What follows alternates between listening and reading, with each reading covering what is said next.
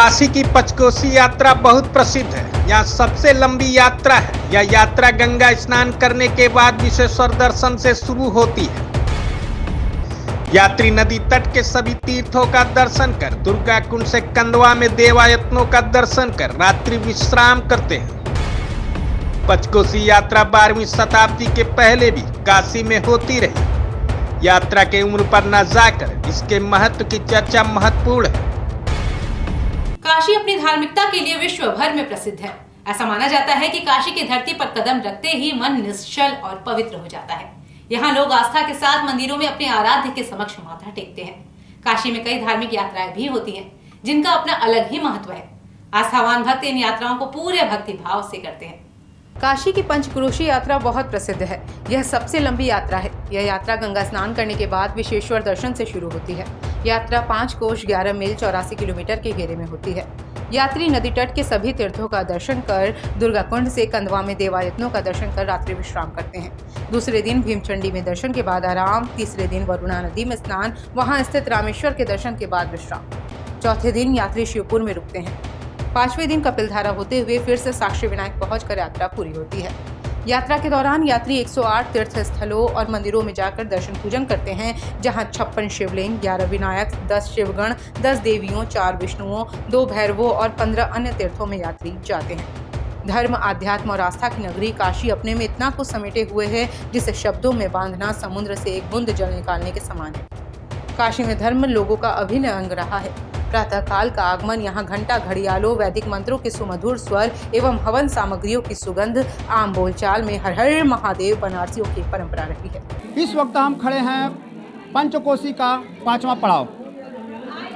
मनकनका से चलते हैं कंदवा, भीमचंडी, रामेश्वर और 5 पंडवा, फिर यहाँ आकर कपिलधारा।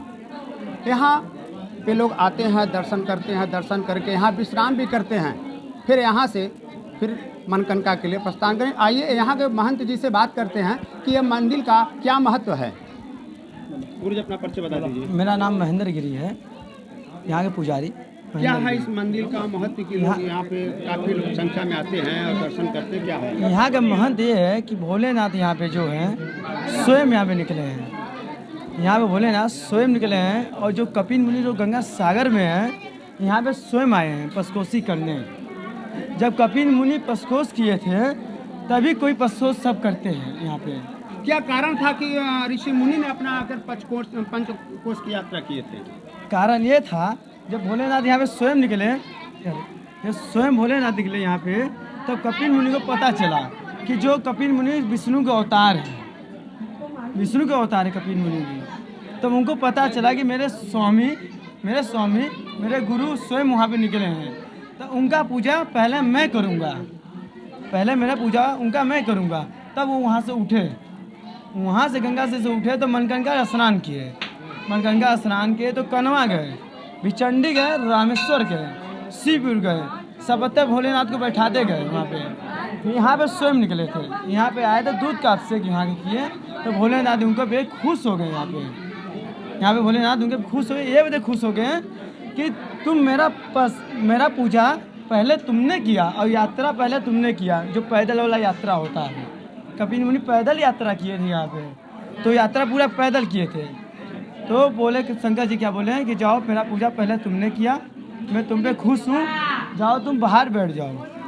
तो गंगा सागर में कपिल मुनि दोबारा भाग जाते हैं, यहाँ पे नहीं रहते वो। जाओ तुम बाहर बैठ जाओ, जितना हमारे नाम से यहाँ पे कोई नहीं जानेगा उतना तुम्हारे नाम से मुझे जानेंगे, इसलिए नाम रखा गया कपिल धारा। ये स्वयं भोलेनाथ रखे हैं नाम उनका। ऐसा एक दिन का भी यात्रा होता है, एक दिन का यात्रा 5 दिन का भी होता है। कहना है कि यहाँ पे कपिल मुनि पहला पंचकोश किए थे और यहाँ पर आके उनके प्रभु मिले और प्रभु वचन उनको दिए कि आप यहाँ पर विराजमान होइए और यहाँ पर विराजमान हो, पहला आपका ही दर्शन होगा, उसके बाद हमारा दर्शन होगा। अनंत यादव, डेन काशी न्यूज, वाराणसी। हिंदुओं के लिए धार्मिक यात्राओं का अपना महत्व रहा है। यात्राओं की बात की जाए तो काशी में इतनी यात्राएं होती हैं कि वर्ष भर में इनका क्रम चलता रहता है। धार्मिक यात्रा करने के पीछे का आशय कई अर्थों में है। किंतु सामान्य आशय यह रहा है कि यात्रा के दौरान मन एवं शरीर सात्विक हो जाए और भक्ति में रम जाए। धार्मिक यात्रा के दौरान यात्रा कई तरीके से नियमबद्ध हो जाते हैं। साथ ही कई अवगुणों को यात्रा के दौरान छोड़ना पड़ता है। खान पान पूरी तरह सात्विक हो जाता है। जब तक यात्रा चलती रहती है, यात्री का मन पूरी तरह से भक्तिमय हो जाता है। इस दौरान लोग कई तरह के संकल्प से भी बंध जाते हैं। धार्मिक यात्राओं में कुछ नियम भी बनाए गए हैं। यात्रियों से इन नियमों के पालन की अपेक्षा रहती है। आत्मनियंत्रण के लिए बनाए गए इन नियमों में प्रमुख रूप से यात्रा काल में राजसी एवं तामसी आचार विचार का तिरस्कार कर दिया जाए। काशी की यात्राओं में सबसे प्रमुख यात्रा पंचक्रोशी है, जिसे आस्थावान करते रहे हैं। इसके अतिरिक्त कई और धार्मिक यात्राएं भी होती हैं। धार्मिक मान्यता के अनुसार तो काशी में रहकर हर दिन पतित पावनी गंगा एवं काशी विश्वनाथ की यात्रा करनी चाहिए। अभी भी कुछ धार्मिक प्रवृत्ति के श्रद्धालु इस नियम का पालन करते हैं। गंगा स्नान के बाद काशी विश्वनाथ का दर्शन करने को एकायतन यात्रा कहा जाता है। काशी की अन्य यात्राएं भी महत्वपूर्ण हैं। उन प्रमुख यात्राओं में से सबसे प्रमुख काशी की पंचक्रोशी यात्रा, जिसे 84 क्रोशी यात्रा भी कहा जाता है। इस धार्मिक यात्रा को करने वाले यात्रियों की संख्या अन्य यात्राओं से अधिक रहती है। इस दौरान यात्रा मार्ग में पड़ने वाले देव स्थलों में यात्री शीश नवाते हैं। पंचक्रोशी यात्रा की चर्चा सर्वप्रथम 7वीं शताब्दी में पद्म पुराण में मिलती है। बावजूद इसके विद्वानों में पंचक्रोशी यात्रा को लेकर एक राय नहीं रही है। कई विचारकों के अनुसार यह यात्रा अधिक प्राचीन नहीं है, जबकि कुछ का मत रहा है कि पंचक्रोशी यात्रा 12वीं शताब्दी के पहले भी काशी में होती रही है। यात्रा की उम्र पर न जाकर इसके महत्व की चर्चा महत्वपूर्ण है। पंचक्रोशी यात्रा काशी के धार्मिक हृदय यानी गंगा किनारे घाट से शुरू होती है और वहीं पर समाप्त भी होती है।